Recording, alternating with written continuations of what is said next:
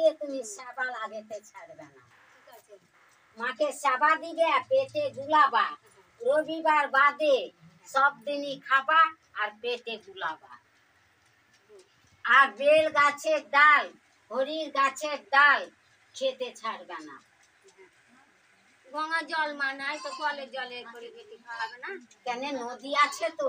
নদী আছে, আর নদী নাই, ওই নদীর জল আনবে, ওই জলই তোমার খাওয়া হবে। বাচ্চা বাচ্চা হবে? হ্যাঁ হবে। বাড়ির কানতে বললি আমি যেতাম আপনার শরীর কিরকম আছে আপনার?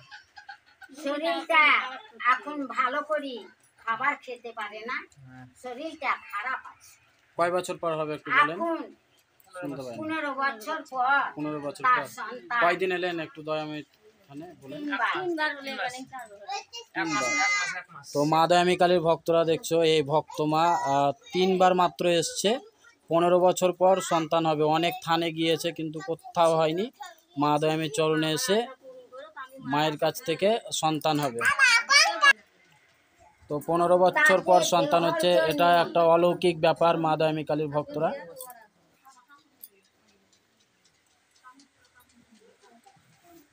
আহা।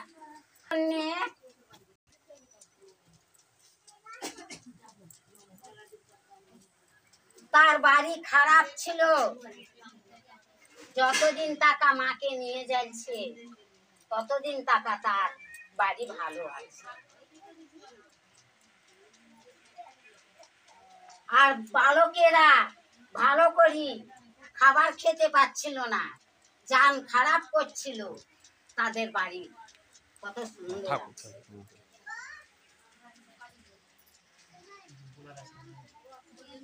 কিছু কিছু জিজ্ঞেস করার আছে তো বলেন।